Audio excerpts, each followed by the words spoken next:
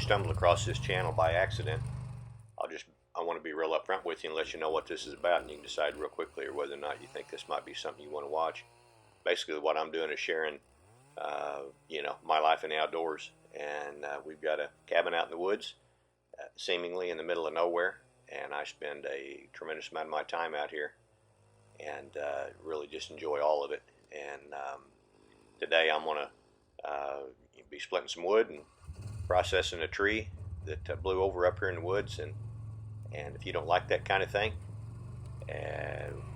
nobody blame you for tuning out. There's not a shortage of stuff to watch, and I watch things on YouTube primarily, and I've kind of just gotten tired of watching fake stuff. And there's nothing wrong with movies and these sitcoms and various things on TV, but I don't watch a tremendous amount of TV. But when I do, I really just kind of like stuff that really happens, and watching real people do real kinds of stuff. So anyway, this show's not about, or this channel's not about me, but it is about our place out here and about what I do and how I spend a lot of my time. So if you're still here, you've heard that and you like it and you continue to watch, man, that's pretty cool. If not, I totally understand.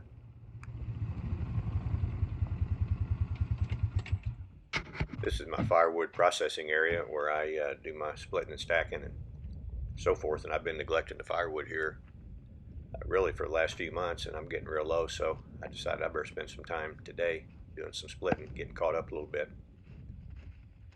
That darn splitter I've got right there, man, I've had several splitters. I started out with a Chinese-made splitter years ago, had a yellow handle on it, and I don't have a thing, against yellow handled splitters made in China, but man, this splitter I've got here came from Sweden, from some folks that know how to make stuff by hand, high quality, and I never get tired of using it. It's a machine now, but man, I like the sound of that. Never get tired of hearing. I like watching people split wood on these shows that I spend my time watching, shows like Mountain Man and Life Below Zero. Sean James up there in somewhere in Canada. Incidentally, if you want to watch a real pro, I don't know Sean personally, but his show, My Self-Reliance, I get a big kick out of watching it. He's a pro really on his production, on his camera work, and his volume, that kind of thing. I'm not going to try to do that necessarily, but I want it to be watchable. But my objective here really is to share this, as I think I've mentioned before, just to kind of share what I do out here. People always ask me, hey, what have you been up to? What do you do? Boom. Well, here it is. This is kind of how I spend a lot of my time, at least part of the way.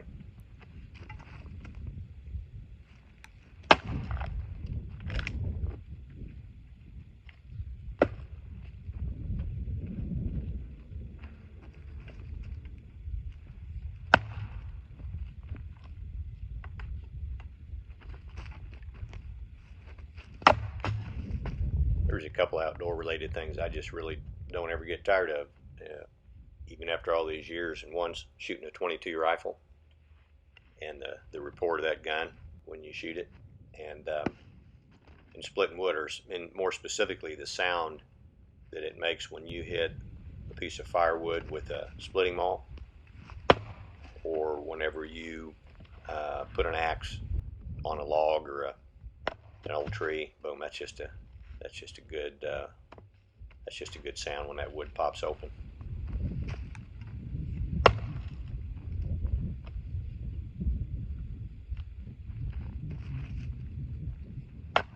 If you don't like splitting wood or watching somebody split wood, you'll probably get tired of this, and you can certainly fast forward if you want to watch the rest of this and see what's going on. But I'm kind of new at at putting these videos together and decided pretty quickly here I don't want to spend half my life editing videos to put on the Squirrel Ranch channel here. My main objective is just to share some of the stuff that I do out here. And but to make it watchable, I realize no one's going to want to sit there and watch 10 or 15 minutes of something like this or whatever, even if it's something they enjoy watching. So I'm trying to move that camera around a little bit and show some different angles, and I know my good friend Howard's going to be impressed by that if he ever watches this. So Howard, that's for you, my friend.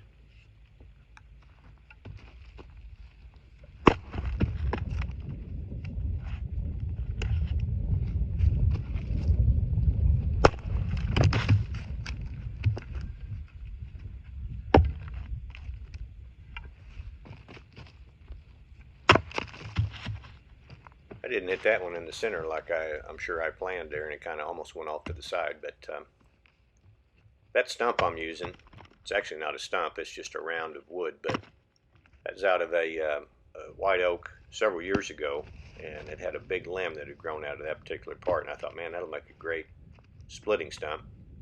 And so I shaved the bark off of it and had it inside the barn for a few years, I believe, so it would dry out, and then I used it inside to split kindling and so forth on, and then I finally thought, man, to really get the full use out of that one, that's such a nice piece of wood, I'm going to take it outside and use this as my main splitting stump. And you can see it's a little wobbly there. It's not been in place for a real long time, so it's not seated into the ground as well as it will be at some point, but the more I hit on it, the more stable it's going to become.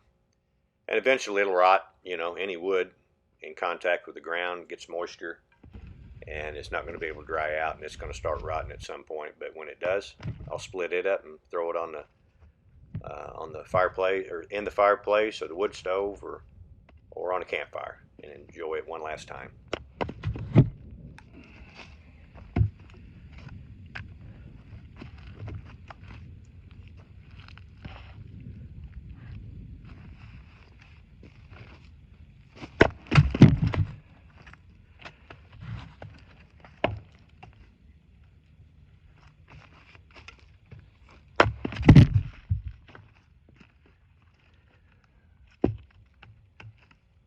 I tell you, I don't split wood for the exercise, but an unintended consequence of splitting wood is, man, you get exercise by doing it. And I always tell my friends that I don't do things outside for exercise. If I happen to get some exercise by doing it, that's a bonus. I exercise for exercise, and I do this kind of stuff because I want to. But when you can do something, take something you enjoy doing, whether it's splitting wood, riding a bike, or whatever it might be, and you get exercise as a result, you know, and at the same time enjoy it, that's a pretty good deal, pretty good situation. But if you don't want to exercise, but you want to get the benefit of it, and you think you might like splitting some wood, get you a log splitter, get you some firewood, and a splitting stump, as I call it. I know that's not the official word for it, but I'm not going to Google it to see what it is. I've just always called it a splitting stump. But you do that, and you go to work on it, and you'll get you some exercise.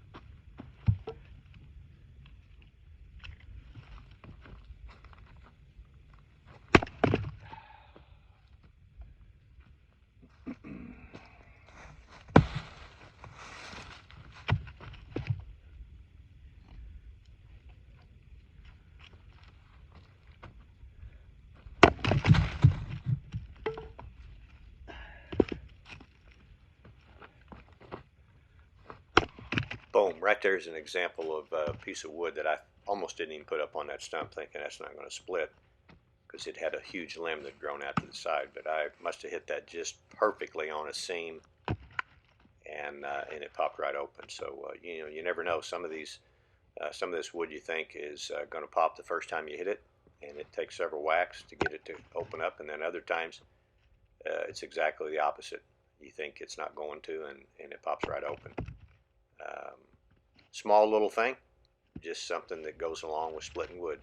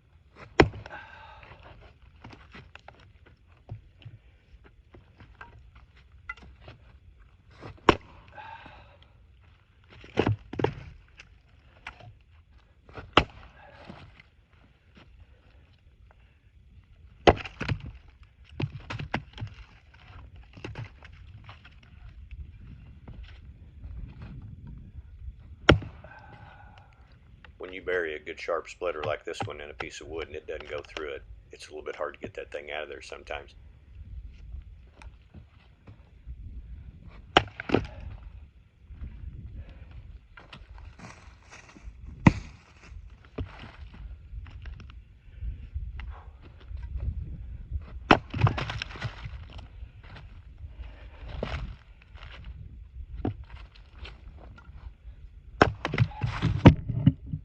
Piece of wood flew off there and hit my high-dollar tripod there. One of my only two pieces of equipment I bought for these little video productions.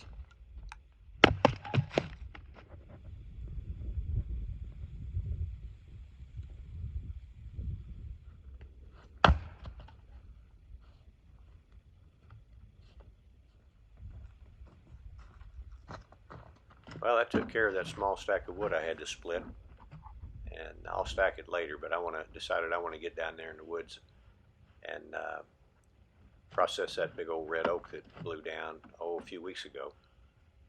A real gnarly tree. It grew crooked and it was growing downhill, and a big gust of wind came up apparently, and well, not apparently, obviously, and blew it over. It took out a couple of other smaller trees with it, and so anyway, I've been wanting to get at that, and I thought today's a perfect day.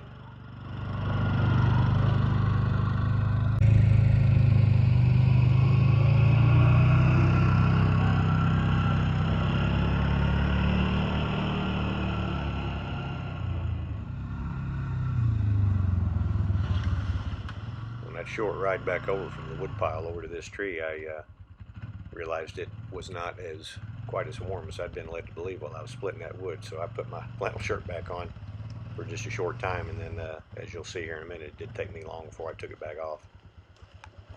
This big old gnarly tree that blew down a couple of months ago, and I've been meaning to get down here and saw it up. I started out this morning on what was the north side of the hill back here behind the cabin.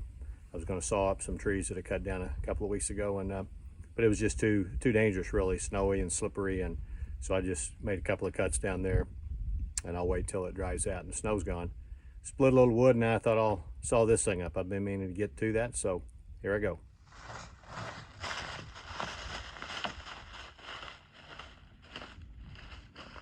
One of the many hazards that goes along with these oak and hickory woods out here on the side of these hills and these steep ravines and so on is you know, there's just so many rocks scattered around underneath the leaves. You can't see them, so you go walking around on the side of these hills, and man, I couldn't even tell you how many times I've twisted my ankle, and fortunately I haven't had too many bad sprains out here, but I don't know if I've just gotten a little wiser about it, a little more careful about how I step around, but man, it's sometimes no fun. I made a couple of quick cuts down there with my Husqvarna Model 51, and I hadn't used it for a few weeks, and I'd forgotten it needed to be sharpened, so I took a little bit of time there to sharpen that chain. And man, that Husqvarna is one of, if not the best saw I've ever had. I bought it in 1997 in Rogers, Arkansas, at a place called the Lawnmower Shop. They're no longer in business. I think those folks retired years ago, but I wanted to have a good saw, and man, it's been a good one. I couldn't even begin to say how many hours I've got on that thing. I would guess at least 1,000, and maybe 2,000. I don't know. I'd have to think about it. But for several years, that was the only saw I had, and I used it exclusively. And man, it's been a dandy. That saw, I hadn't used it in a few weeks. Turned over on the first pull.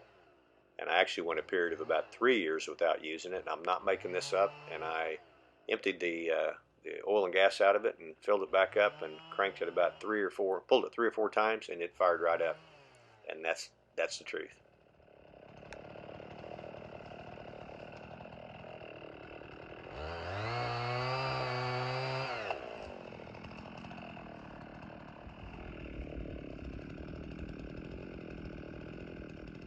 There's a couple of things that doesn't take me long to do, and one of them's eat an ice cream cone, and the other one is to peel off a flannel shirt whenever I start getting heated up.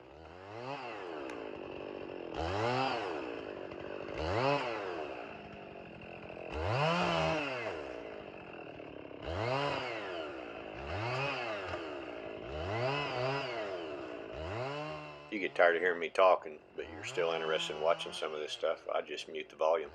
That's what I do on some shows where I think they talk too much and I'm not interested in what they're saying, so I'll just mute the volume and watch the video. A couple of quick things though I'm thinking of as I'm watching this. One thing that comes to mind, this is the first time I've ever videotaped myself doing saw work, and there have been a couple of times where somebody did a short little clip of me cutting a tree down or whatever, but a couple of things. One, and I shouldn't be laughing at it, but one of the things you don't ever want to do with a chainsaw, at least if you do it, you want to be in a very controlled environment and really think it through, is hold the saw above your waist. Well, you can see here I'm holding that saw well above my waist. And the reason for that, a couple of reasons. One is it's easy to lose your balance, and the other is if that saw kicks back on you, and I'll explain that maybe later, but and that bar comes back and hits you in the head or the face, that could be a bad deal. I've read some statistics that the number one part of the body that gets injured by where people incur chainsaw injury is to the head, and specifically the face, and I don't even want to think about that. But so if you're watching this and you're thinking about getting a chainsaw, don't use me as an example from a standpoint of holding the saw above my waist. That's just a dang. But I've done this so much, I'm real careful. You might notice I'm holding that saw way out in front of me whenever I've got it above my waist, and that's specifically so need be I can drop that saw or I'll hit that chain brake whenever if it does pop back on me.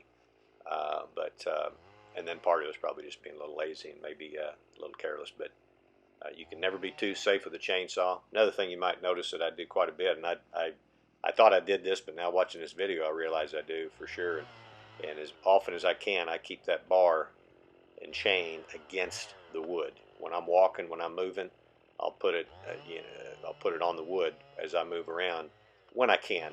And the reason for that is if by chance you accidentally hit your trigger and that saw takes off, if it's on the wood, you're going to be a lot less likely to accidentally cut yourself. Another thing you want to do if you're doing this kind of thing is, man, keep the debris, keep the limbs out away from you. You just want to have as good a footing as you can have, and when you got a bunch of limbs under you and rocks and stuff, it's dangerous enough anyway, because you've got stuff underneath these leaves that you can't see. But when you got a lot of debris on top and you got stuff under it and rocks, it can be a little tough. I hope my wife doesn't watch this. I was getting ready to post this darn video and I looked at it one more time just to make sure I didn't have any big errors in it. I'm sitting there laughing at how I'm throwing that old saw around like it's a old sack of outdated potatoes I don't plan on eating. And another testament to the quality of that darn Husqvarna Model 51, which they haven't made in probably 20 years. Man, what a good saw that darn thing is. There I go again, tossing it like an old bag of potatoes. That could have been a bad deal right there. I kind of slipped as I cut through that limb, but the main part of that limb I was cutting, I had my bar and chain on the other side of it specifically because that's a safe way to do it. And although I hadn't planned on slipping and falling forward there because of the way I was positioning that bar and chain, it ended up not being a deal at all, other than could have been.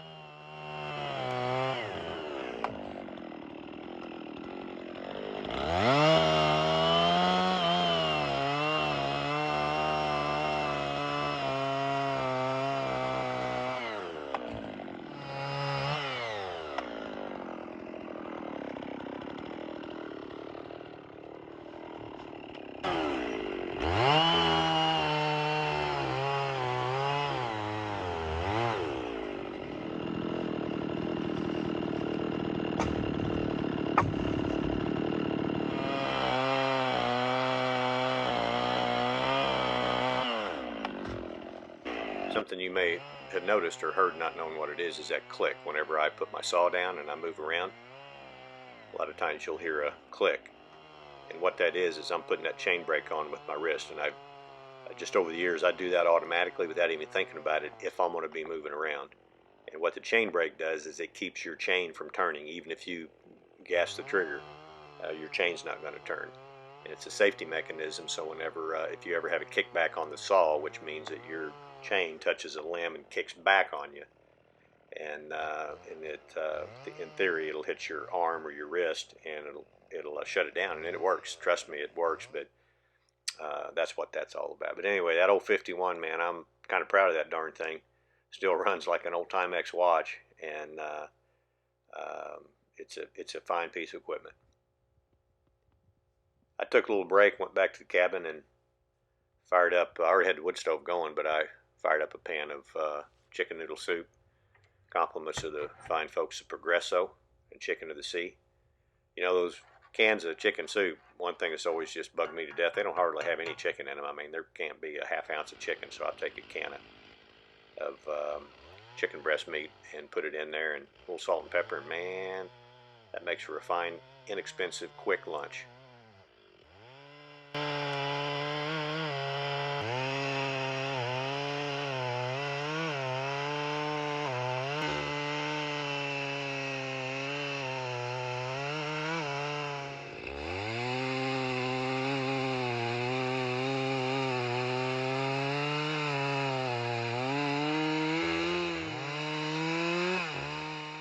Something you've really got to be careful of when you're cutting a tree that's down.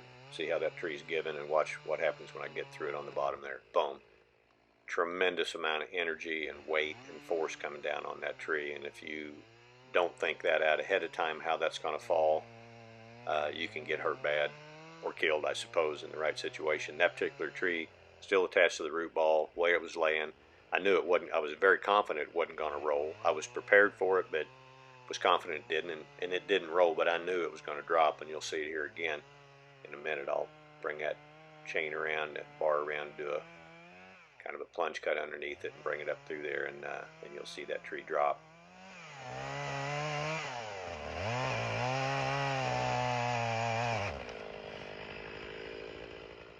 Tell you what, after watching this, watching myself at work, I am somewhat amazed that you can just go out and buy a chainsaw. Anybody can, with no instruction. It all can go out in the woods and cut a tree down. If you decide to do that, I would. If you're thinking about getting a chainsaw, I would really encourage you to get some instruction from a capable, qualified, experienced human being before you ever fire it up for the first time.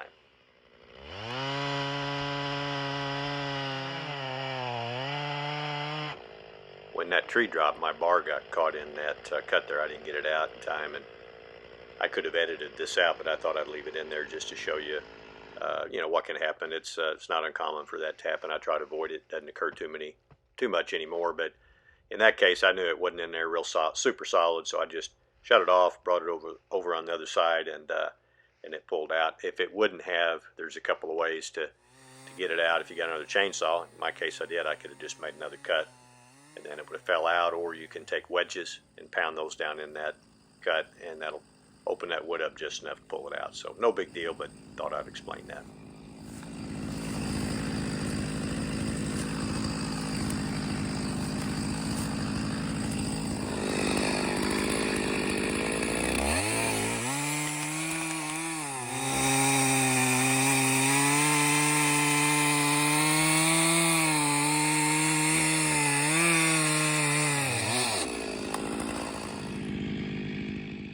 I was lightly fascinated that these bugs were out just after it had been colder than snot for the last couple of weeks, and had a pretty big cold spell and one warm day, and boom, these guys come out of the woodwork there. I don't know what kind of bugs those were, but they were sure pretty. A really super bright green. They looked like what we called stink bugs growing up, but stink bugs are brown, and those were obviously not brown. So I don't know if they molt. They start out maybe at the beginning of the season, or their life or whatever, green, and they turn brown later. I don't know. Somebody who knows a lot more about stink bugs than I do could probably tell us, but I just thought it was kind of cool to see those. I actually relocated them away from me. I didn't want to step on them.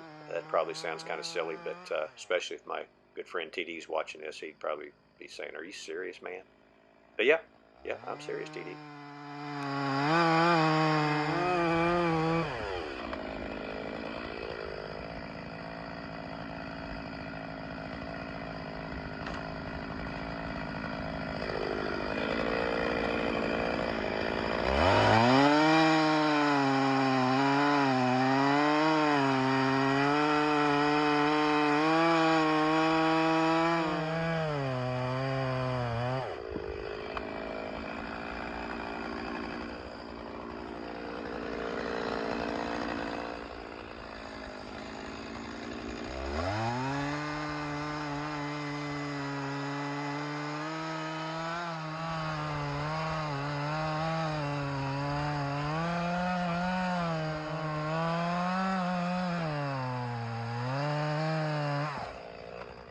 Well, that was the end of the saw work for processing that old red oak tree. I did haul off a few of those rounds, a couple of bucket loads in my tractor, and stack them up there, or dump those up there at by the wood pile. But I took the time to count the rings on that old oak tree, and I counted 120. And I could have been off a few, maybe 5 or 10, but I think I'm pretty close. And to think that that tree was a sapling back before the beginning of the First World War is just a mind blower to me. And I think about people that I knew personally, my grandparents, who a couple of them weren't even born when that tree was started growing. Think about my great grandparents and even my great great grandmother, who would have been a young woman whenever that tree was growing. That's, to me, that's an amazing thing. Makes me have a tremendous respect for trees and wood, and I'd be lying if I said I hadn't cut down a fair amount of live ones and bulldozed some down to open up some area for the wildlife. But man, oh man, I love those trees. I'd like to dedicate this video to my old friend Bill and his counterpart in in-lawship, Jerry. I never met Jerry, and I'm sorry I didn't. I wish I would have, but having known Bill, I know both those fellas made the world a better place while they were here.